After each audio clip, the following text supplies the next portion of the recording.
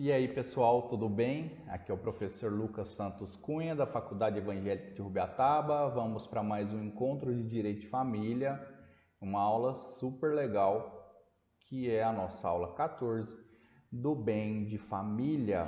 Então, vamos falar da proteção que alguns bens especificamente e principalmente bens de moradia têm por conta das famílias, tá bom?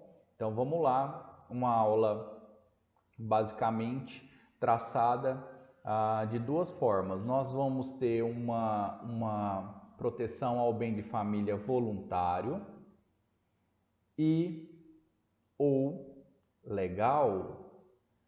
E aí, os voluntários, os convencionais, nós vamos à leitura dos artigos 1711 a 1722. E o legal, imposto por lei, nós vamos à leitura da Lei 8.009 de 90, tá bom? Então vamos ver o que o professor Flávio Tartucci conceitua a respeito do bem de família.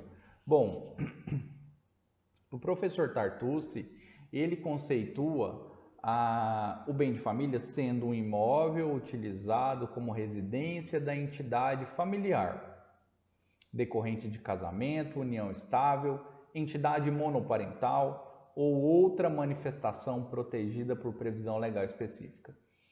Lembra da nossa primeira aula, o último quadro, o último slide da nossa primeira aula, que a gente fala, olha, existem essas condições de família, aí falamos lá de família monoparental, família anaparental, família afetiva, família uniões homoafetivas e outras surgirão por conta das convenções civis, por conta da evolução da sociedade, enfim.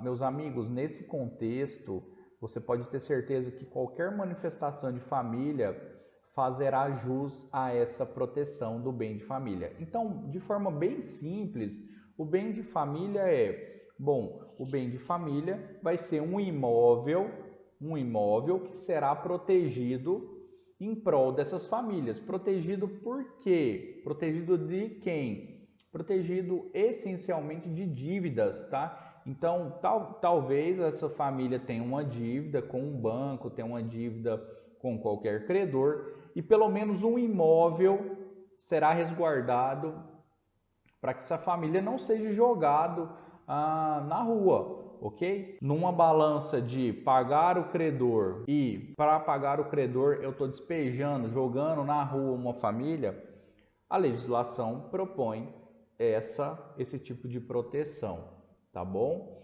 Então, veja bem, então vamos iniciar com o bem de família voluntário, dos 1711 a 1722, e depois passamos à análise da Lei 8.009.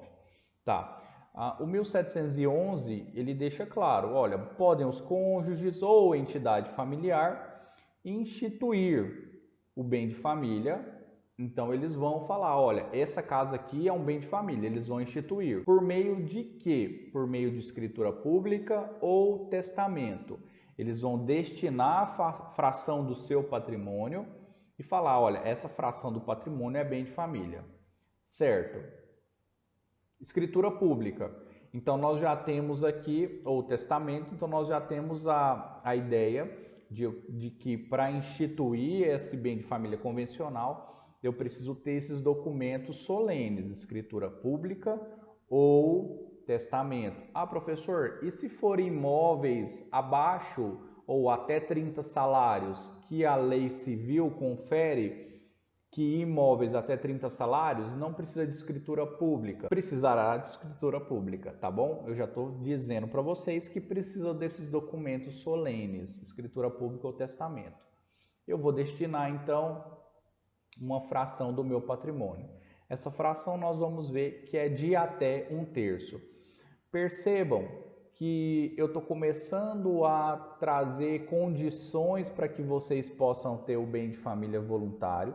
E essas condições, meus queridos, elas afastam as pessoas de fazer essa proteção do bem de família de forma voluntária, porque pela forma legal, pela forma imposta pela Lei 8.009, perdão, 8.009, fui conferir, é muito mais simples, tá bom?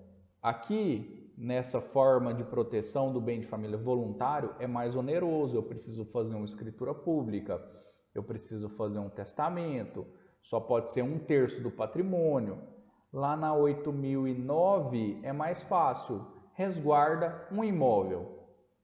Está resguardado um imóvel, esse imóvel é impenhorável, tá bom? Então, prosseguindo. Então, por outro lado, nós temos então a proteção do bem de família legal, uma é convencional, está convencionado nos artigos 1711 a 1722 do Código Civil, e as partes fazem porque querem. Aqui, pela Lei 8.009, é a forma legal. Aqui as partes, elas nem talvez nem saberão que existe essa prerrogativa, e aí ela vai consultar você, meu querido futuro advogado, e aí vai falar: doutor, eu tô com uma dívida de 100 mil, não tenho dinheiro, não tenho carro, mas eu tenho minha casa. Doutor, foi o sonho da minha vida que eu trabalhei para conquistar essa casa, é o único teto que eu tenho para mim e para os meus filhos, e agora, vou perder essa casa? Você, como um ótimo advogado que será ou já é, lembrará dessa aula e você vai abrir lá no Planalto, Lei 8.009 de 90, e vai falar aqui: minha senhora, fique tranquila, a senhora está resguardada pela impenhorabilidade do bem de família, matéria de ordem pública, pode ser alegada a qualquer tempo no processo, tá bom? Então, essa lei, ela veio, tá? Ela veio de um trabalho acadêmico do professor Álvaro Villaça Azevedo, tá bom? Ela tem uma essência, uma diretriz, um fundamento de leis americanas, principalmente uma lei do Texas, que fala justamente sobre o homestead, que seria a proteção do local do lar, aonde eu moro, esse local será protegido, tá bom? Independe de inscrição, independe de escritura pública, testamento. Aqui, se eu cumprir os requisitos da lei, se eu não estiver dentro das exceções da lei, o meu imóvel será impenhorável, tá bom? É uma proteção automática, sem ônus, sem ter que fazer escritura pública, sem ter que destinar fração de 1/3. Beleza. Então vamos analisar as voluntárias, depois as legais, e aí no final a gente mostra um quadro de diferenciação das duas. Tá bom. Então 1711, ele fala, bom, que é um instituto que mantém a relação direta com o direito familiar, porque eu estou protegendo o bem das famílias, tá bom? Então, por isso que ele está dentro dessa matéria do direito de família. Pode ser instituída, então é voluntária, eu vou instituir, então pode ser instituída por cônjuges, entidade familiar ou por terceiro, mediante escritura pública ou testamento. Tá? O terceiro, professor, como que o terceiro vai instituir? Bom, eu, avô, vou deixar 1/3 do meu patrimônio resguardado para os meus herdeiros por meio de testamento, tá bom? Não podendo ultrapassar, então, a reserva de 1/3. Então, começa a 1/3 líquido das pessoas que fazem a instituição. Então, começa a ficar um pouquinho mais... tem que pensar muito nessa situação, quanto que seria 1/3, se eu tiver vários imóveis... Então, eu começo a dificultar um pouco a utilização do bem de família voluntário. A princípio, as regras aplicadas no voluntário, que é do 1711 a 1722, não se aplica às regras específicas da legal, da Lei 8.009 de 90.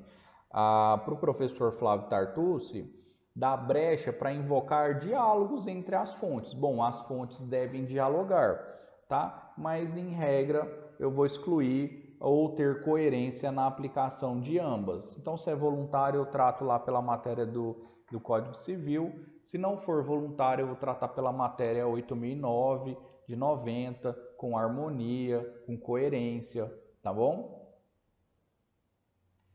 Então, aqui para o próprio professor Flávio Tartucci, ele diz que a convencional é de pouca relevância prática.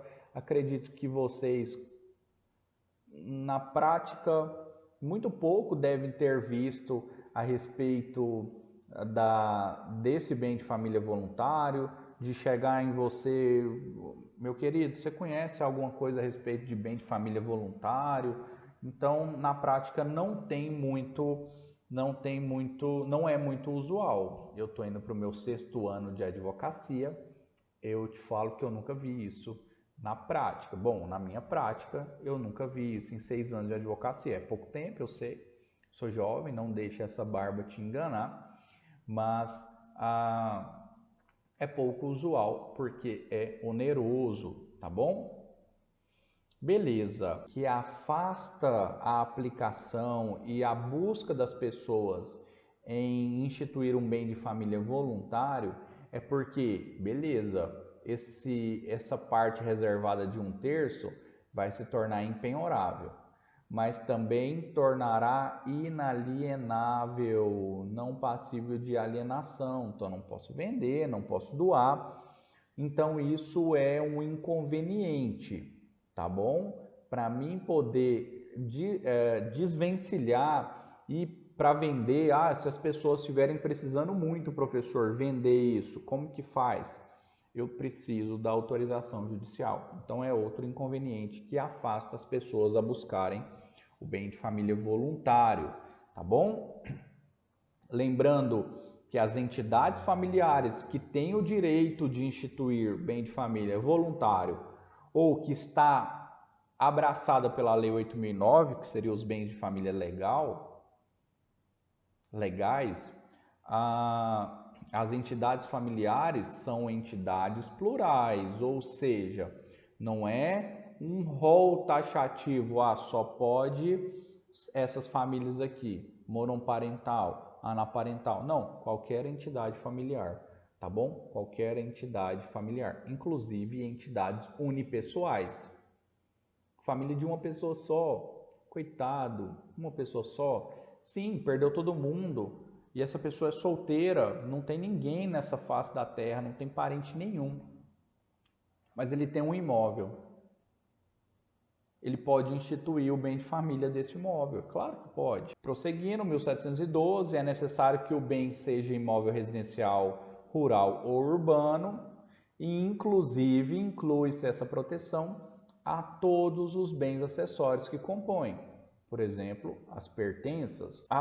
Essa proteção também ela pode abranger valores mobiliários, cuja renda seja convertida na conservação do imóvel. Então, talvez eu tenha um alugado e esses valores me gera uma receita para conservar o outro imóvel, para conservar a minha mantença. Então, esses valores eles poderão ser inseridos dentro desse 1/3 aqui de proteção, tá? Passível da impenhorabilidade. Tá. Esse valor não pode exceder o valor do prédio instituído, porque esse valor tem natureza acessória. Senão, se ele ultrapassar o valor do prédio principal, não faz sentido. E aí eu devo deixar bem claro na escritura pública de instituição do bem de família voluntário ou no testamento, eu individualizar esses valores, tá bom? De acordo com 1713, parágrafo 1º. Se for títulos nominativos, deverá constar nos respectivos livros de registro, parágrafo 2º do 1713.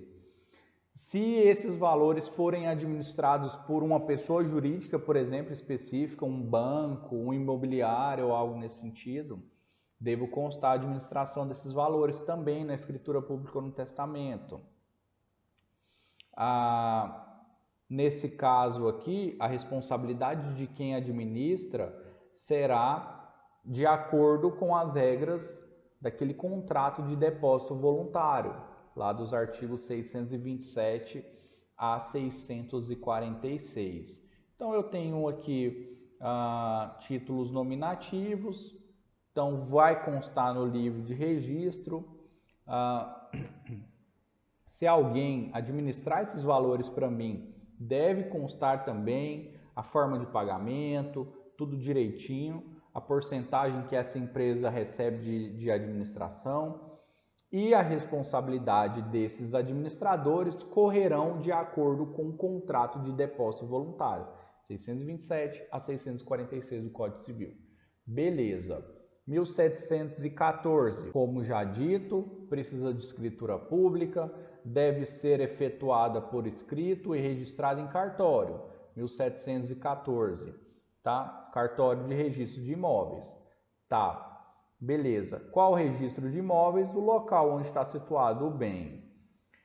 Então, aquela discussão do 108 do Código Civil, imóveis até 30 salários mínimos não precisarão de escritura pública. Não existe essa discussão aqui, porque o 1711 é claro, falando que é necessário escritura pública, então mesmo que o imóvel tenha até 30 salários ou inferior a 30 salários, será necessária escritura pública. Como já dito também, o que afasta as pessoas a instituir o bem de família voluntário é que, além dele se tornar impenhorável, ele se torna inalienável, tá bom? Só que, mesmo esse imóvel sendo instituído um bem de família voluntário e ele ser impenhorável, ainda existe algumas dívidas que poderão penhorar esse imóvel. Então, para toda regra tem uma exceção. As exceções de impenhorabilidade aqui são 1715. Não prevalecerá a proteção desse imóvel para dívidas anteriores à sua constituição de qualquer natureza. Então, eu tenho uma dívida que foi constituída antes de tornar esse bem um bem de família voluntário. Essas dívidas poderão ir atrás do imóvel, qualquer natureza de dívida. B. Dívidas posteriores à instituição do bem de família, só que elas estão relacionadas a tributos relativos ao prédio. Um exemplo, um IPTU. Então, mesmo que eu tenha instituído o bem de família, se eu estou devendo muito IPTU, mesmo que seja depois da instituição do bem de família, esse prédio não estará assegurado pelo bem de família voluntário. E C, despesas de condomínio, mesmo que posteriores à instituição. Então, tem o mesmo sentido aqui da letra B também. Só que ao invés de tributos, a gente está falando de despesas de condomínio. Tá.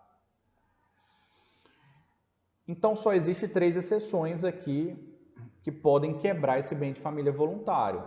Para o professor Flávio Tartucci, talvez essa seria a pequena vitória que o bem de família voluntário tem quanto aos bens de família legal. Porque lá, no artigo 3º da Lei 8.009 de 90, ele traz um rol maior de exceções, que mesmo que exista um bem de família, esse bem de família poderá ser quebrado por conta de algumas dívidas específicas. Então, o professor Flávio Tartucci fala, bom, essa é a pequena vitória que o bem de família voluntário tem sobre o bem de família legal. Tá bom. Eu não preciso nem falar que se a instituição do bem de família for para fraudar alguma dívida, poderá ser desfeito essa instituição do bem de família, tá bom? Então aqui até a gente coloca um exemplo da doutrina do professor Flávio Tartucci. O devedor de alimentos que constitui bem de família voluntário, então olha, o devedor de alimentos, ele sabe que ele deve, antes do inadimplemento da dívida, visando de forma premeditada a proteção de imóvel determinado, o que não pode prevalecer. Como se nota, a previsão da exceção dos alimentos consta apenas na Lei 8.009 de 90, o que abre margem a manobras jurídicas indesejadas. Então, veja bem, lá na Lei 8.009, se eu não tenho proteção voluntária no meu imóvel, pela Lei 8.009, esse imóvel poderia ser protegido. mas ele não será protegido lá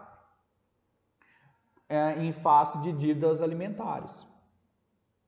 Então, sabendo disso, eu não vou buscar a proteção do 8.009 não, porque lá tem a previsão que se eu tiver dívidas alimentares, eu vou perder mesmo assim o imóvel. Então, eu vou buscar, visando fraudar, então, o adimplemento dessa dívida, eu vou buscar o bem de família voluntário para fraudar isso aí. Eu quero ver ela pegar meu imóvel, ele pegar meu imóvel.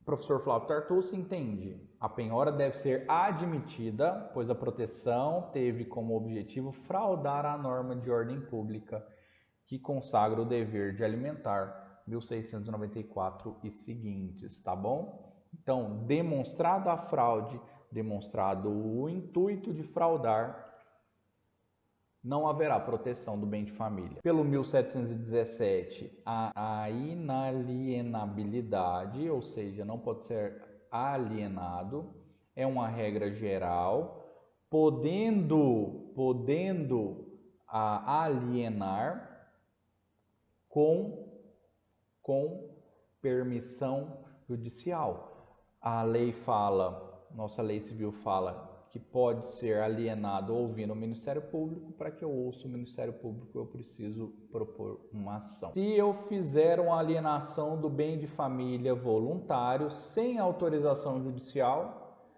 ela será considerada nula por fraude. Comprovado a impossibilidade ou a manutenção do bem convencional, pode as partes requerer ao juiz extinguir o bem de família ou autorizar a subrogação real de bens. O que é a subrogação real? A substituição dos bens. São de ambos os cônjuges. Ou, na falta dos cônjuges, e na divergência desses cônjuges sobre a administração, o que eu vou fazer? Intervenção judicial, de acordo com 1720. Excelência, está havendo aqui uma discordância a respeito da administração, nos ajude a auxiliar esse conflito. No caso de falecimento de ambos os cônjuges, a administração caberá ao filho mais velho, se este for maior, ou se for menor, ao seu tutor, parágrafo único do 1720. A instituição dura até que ambos os cônjuges faleçam, sendo que, se restarem filhos menores de 18 anos, mesmo falecendo os pais, a instituição perdurará até que todos os filhos atinjam a maioridade. Todavia, extinguindo o bem de família voluntário, não afasta a aplicação da Lei 8.009 de 90, que é uma matéria de ordem pública. Então, olha, os pais faleceram, os filhos estão maiores e ainda sobrou uma casa. Beleza. Acabou o bem de família voluntário. Vem uma execução e essa família desses filhos só tem uma casa. O que acontece? Vem a Lei 8.009 e protege, tá bom? Também deve ficar claro que a dissolução da sociedade conjugal, seja por separação, divórcio, nulidade, anulação, não extingue o bem de família convencional. E o 1722 deixa claro que se extingue o bem de família convencional com a morte de ambos os cônjuges e a maioridade dos filhos, desde que esses filhos não estejam sujeitos à curatela, ou seja, desde que esses filhos sejam capazes, tá bom? Mesmo com a extinção, lembrando, mesmo com a extinção do bem de família voluntário, a Lei 8.009 estará presente caso preencha os requisitos. E aí passamos então para a Lei 8.009, que é a proteção do bem de família de forma legal. Aqui ninguém convencionou nada, ninguém fez escritura pública nem testamento. Aqui simplesmente a lei protege. Protege o quê? O imóvel residencial próprio do casal ou da entidade familiar de maneira geral, qualquer entidade familiar. Esse imóvel é impenhorável e não responderá por qualquer tipo de dívida civil, comercial, fiscal, previdenciária ou de outra natureza contraído pelos cônjuges ou pelos pais ou filhos que sejam proprietários e nele residam, salvo nas hipóteses previstas em lei. Então deixa claro que tem exceção, a gente vai estudar quais são. A súmula 205 do STJ deixa claro que essa lei tem eficácia retroativa, ou seja, ela atinge até as penhoras constituídas antes da entrada em vigor da lei. Então eu tenho lá uma penhora se arrastando, uma execução se arrastando desde 88. A lei 8.009, que é de 90, abraçará dívidas anteriores à entrada em vigor dessa lei. Em regra, a impenhorabilidade somente será reconhecida nos imóveis que forem utilizados para residência permanente da família. Então é o imóvel residencial, é o imóvel que a família mora. Em regra. Por que em regra? Porque o STJ já decidiu que em caso de locação desse bem e eu utilizo a renda para manter essa identidade familiar, a proteção permanecerá, tá? É o que a doutrina chama da proteção do bem de família indireto. 486, súmula do STJ, súmula 486 do STJ, é impenhorável o único imóvel residencial do devedor que esteja alocado a terceiros, desde que a renda obtida com a locação seja revertida para a subsistência ou moradia de sua família, tá bom? O STJ também entende que é irrelevante o valor do bem para a proteção. Então, o bem de família é uma casa de R$1 milhão. Irrelevante, se for o único bem de família, será protegido pela lei. Todavia, existe a possibilidade da penhora parcial do imóvel, caso haja a possibilidade de desmembramento. Bom, o único imóvel do bem de família aqui, o único imóvel da família é um imóvel rural. Um imóvel rural de 10 alqueires. Bom, 2 alqueires pagariam a dívida. Proteja os outros 8, desmembra 2 para pagar a dívida. No caso da pessoa que não tem imóvel próprio, a impenhorabilidade recai sobre os bens móveis quitados que guarneçam a residência e sejam da propriedade do locatário. Bem legal essa situação. Por outra via, veículos de transporte, obras de arte, adornos suntuosos estão excluídos da impenhorabilidade. A dúvida que sempre surge: professor, e se for o veículo de trabalho da família, táxi, Uber ou a van uma van escolar? Nós entendemos que esse veículo será impenhorável. Outra situação simulada pelo STJ é que a vaga de garagem que possui matrícula própria no registro de imóvel não constitui bem de família e é passível de penhora. E aí o artigo 3º, ele traz as exceções a essa impenhorabilidade legal, tá bom?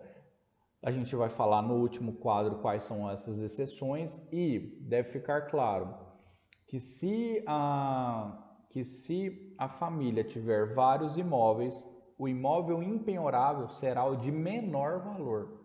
Serve de proteção ao credor, tá bom? Então eu tenho uma casa de 1 milhão, tenho uma casa de 300 mil. Moro na casa de 1 milhão, tá bom? Qual será a impenhorável?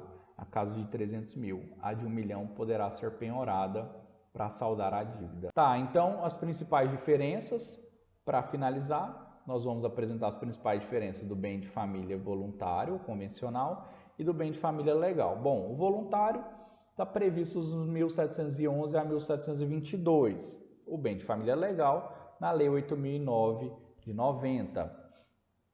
Esse aqui é instituído de forma voluntária, tá? E essa proteção é automática. A de forma voluntária eu preciso de escritura pública ou testamento. Aqui eu não preciso de nada. Aqui na voluntária, o máximo que eu resguardo 1/3 do patrimônio líquido. Aqui, na lei, não há a limitação de valor. Aqui será protegido o único imóvel que reside a família. No bem de família voluntário, as exceções de penhora, aquelas situações que mesmo que exista um bem de família voluntário, poderão recair penhora, dívidas anteriores à instituição, dívidas de impostos prediais e dívidas de condomínio. E as exceções da impenhorabilidade aqui da lei, está no artigo 3º, que são dívidas pelo titular de crédito decorrente de financiamento destinado à construção ou aquisição do imóvel. Então, eu fiz o financiamento para construir ou para adquirir a casa. Essa dívida pode tomar o meu imóvel. Pelo credor de pensão alimentícia, resguardado os direitos sobre o bem do seu coproprietário, que com o devedor integra a união estável, conjugal. Então, aquele exemplo que a gente falou, dívida de pensão alimentícia quebra a penhora do bem de família, legal. Cobrança de impostos prediais, então, assim como aqui a letra B. Execuções de hipoteca sobre o imóvel, então eu dei uma garantia, eu dei o meu imóvel, meu único imóvel, como hipoteca, como uma garantia real, ou seja, também é passível de tomar o imóvel por conta disso. No caso do imóvel ter sido adquirido como produto de crime ou para execução de sentença penal condenatória. E F, por obrigação decorrente de fiança concedida em contrato de locação urbano, tá bom? Então, essas são as exceções, essas são as possibilidades de penhorar o imóvel, mesmo que seja o único imóvel da família, tá? E essas são as exceções da possibilidade de penhorar o bem de família voluntário. Espero que vocês tenham gostado dessa aula. Foi uma satisfação enorme estar aqui com vocês e até o nosso próximo encontro. Tchau, tchau.